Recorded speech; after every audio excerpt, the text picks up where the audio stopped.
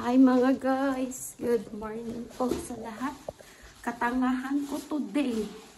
Nag-schedule ako ng molokia yung ulam or yung lulutuin ko is yung yung tawag sa atin, tugabang, ano ba yun? Saluyot. Yung na-boil ko na yung chicken at napakuluan ko na talaga as in. Tapos nilagay ko na yung hindi ko lang naman chinek talaga as in na yung mayroon pala kami is yung spinach na frozen. So kailangan ko yung yung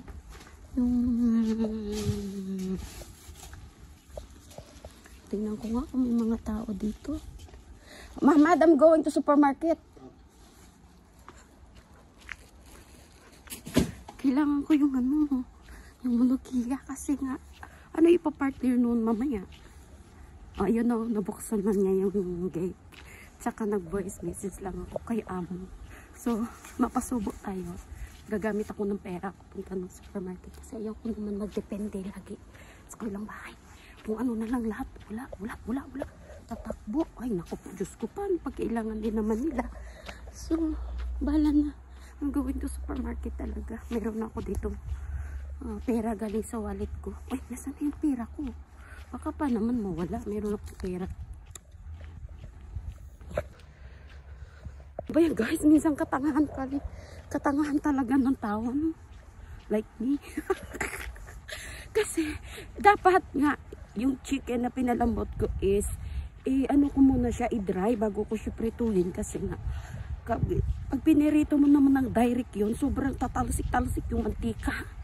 So, nung nilaglag ko na yung frozen na yun na galing sa, sa refrigerator, sabi ko, bakit ayaw maghiwa-hiwalay? Yun is, ay nako, spinach nga naman. Ay nako po, Diyos ko. Sagabal naman ito sa work ko ba? Ibis na tapos na, magbabacuum na ako dun, naka-ready. Tapos bininis ng banyo. Ano ba yan? Hindi ko magawa-gawa. Ay, naku po. Diyos me. Ano ba yan? Kaya dala-dala ko lang yung dalawa kong cellphone. Naku po. Ay, naku. Ewan lamang. Gusto ko. Tsaka yung basa pa yung hair ko. Kaya ganito yung outfit ko. You know. Nakahingal-hingal pa. Pa ako nito, makakain pa ako nito ng 30 minutes. Ay, naku po, Mariman. Sana nga sa supermarket mayroong molokia. Pag wala pa yun, wala talaga tatanong sa kabilang bahay. Pag kung mayroon sila, wala. Kasi nahiya. Ako yung nahiya kasi. Ako kasi yung nahiya pa kung ano na lang yung kulang sa amin. Tatakbo kami sa kabilang bahay. Kuha. Ay naku, kasalanan ko yun kasi hindi ako naglista sa amo ko ng mga ganun. Ito lang naman ang po pwede kong lutuin ngayon, diba? Hay, tanga-tanga mo kasi Sol eh. Katangahan ni Sol. Ay, naku po, my love. So, hanggang dito na lang muna guys, no. Ay, iniwan ko si Mercy. Mercy, iniwan kita sa live mo kasi dito ko sa kalsada, and then thank you nga pala sa lahat na nagdalaw ng aking live for today. For today's video, today is Monday. Ano na bang pizza ngayon? 12? 13? Parang 12 yata. Bahala na kung ano bang pizza ngayon, basta ako'y katangahan for today talaga. Ba yun? Ay, naku. Hirap talaga magluluto, maglilinis, pero kering-kering lang yun. Ganun lang eh. Diba, close up. Babay mo na guys. Kasi baka masungkit yung buli natin dito sa kakadaldal sa kalsada ba. Masusungkit tayo dito. Hay nako, ewan naman. Malapit na ako guys sa supermarket. Ito lang naman yung supermarket talaga na may pinupunta. Alam niyo ba yung bahay na yun? Saan ba yun? Ayan yan. Ay, yun. Mabait yung matanda dyan. Nung dumaan kami nung summer, sabi niya, mga babae, halin muna kayo dito. Kain kayo. Sabi niya gano'n. Ay, nako. Ako'y lingon-lingon din kasi may mga nagbubusina sa akin. Ando naman sila sa kabilang lane. Parang buwang lang. Binubusina nila. Hindi naman ako kaano sa kanila. Diyan na, oh. Posoli ka talaga. Tingnan natin dito. Kung mayroon o wala. O, diba? Sino gusto dyan ng motorbike na pang baby, oh? Kutsi-kutsi. Tingnan natin doon. Ito na tayo. Hayon! May malaki, ah. Thank you naman, Lord. You saved my life for to this video. Ay, nako. Kano kaya to? Kano kaya to? Meron. Kung nakita. Tapos, bibilang ko na lang ng hotdog yung aking mga dalaging-ging. Mura lang naman yan, guys. Hindi na. Saan ba yun? Dito. Dito. Siguro makagastos ako nito ng 5 dinar, no? Bala na. Yan. Ito lang at saka ano pa ba? Di na ako bibili para sa sarili ko. Wag na, ito na lang. Ito lang naman yung pakay ko. Malukiya, ay malukiya mo. Laki ko. Yan, ito lang yung maliit na supermarket dito eh. Diba? Ito gusto nyo ng mga spices. Kainis kasi. Yan pala. Ay, kunan ko pala si baby ng ano. Yung sinabi kong lemon. Lemon. Ano ba yun? Marshmallow daw. Saan na ba yung kahapon kinuha ni Karma? Kumuha dito si Karma eh. Saan niya ba yun nakuha? Ay, ito. Ito na lang. Ito. Tsaka ito. Diba? Dalawa para sa mga laga. Pag gusto nyo ng cigarettes, meron din dito. Ayan o, naka 3JD lang pala ko. Ayan, pwede na. Uwian time na. 3JD and 25, ay 7, ano ba yan sabi niya? Kaugot ba? Hindi ko maintindihan. Basta 3JD, malapit mag 4 dinar. Bahala na sila. Sa Shopee kaya muna ako dito. Oh my God, mahal naman yan, 310. Guys, so 310 daw, oh. 310. Uy, Habayanas! Wait lang, may free Habayanas, oh. Wala na Habayanas, guys, oh. Kasi nga, oh. Ay, bakit ganyan? Habayanas. Ang liliit, wala akong size. 310. Wow, mahal din naman.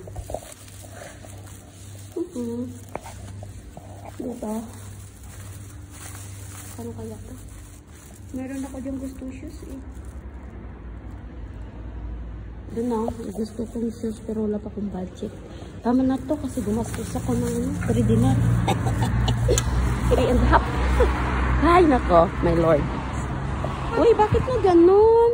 So guys, uwi na ako. Ayun na bahay namin doon, no? So may malaki yun, no? Yan, sa may malaki katabi. Yan ang bahay namin. Ay, naku. Pupot nyo. Nakita nyo yan? Pupot na pupot yung mga, yan. Siguro, no? Kasi, yan. Kasi yung, parang kita kasi yung buling-buling natin dyan sa likuran, eh. Kaya nagbubusin ang mga yan.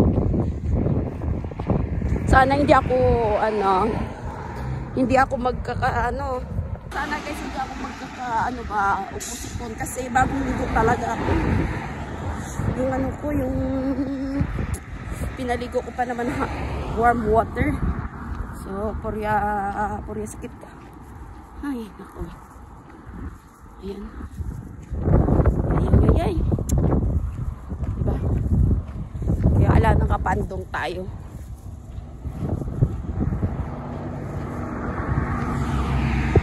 Yan guys eh. Yan talagang ayaw ko sa lahat. Yung mga aso na yan, nahahabulin ka niyan.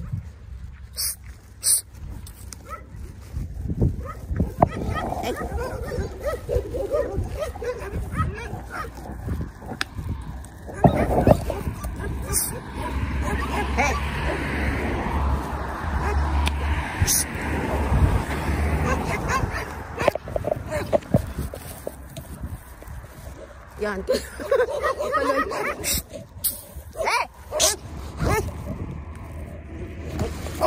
Ba!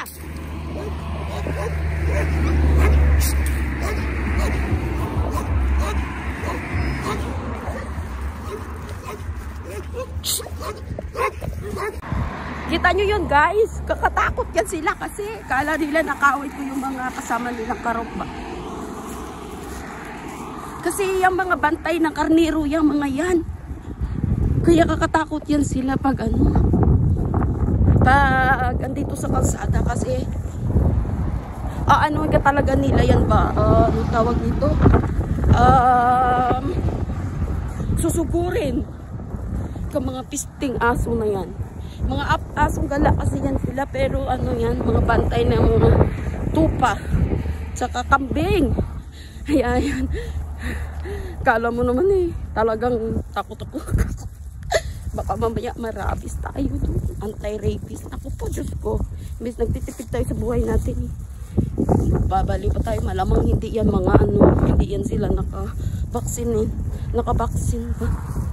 Vaccinated. Kasi dapat walang mga asong gala-gala. Tingnan mo. Yung video ko yata puputol-putol. Diyos me. Ay, Diyos ko Lord. Ano ba yan?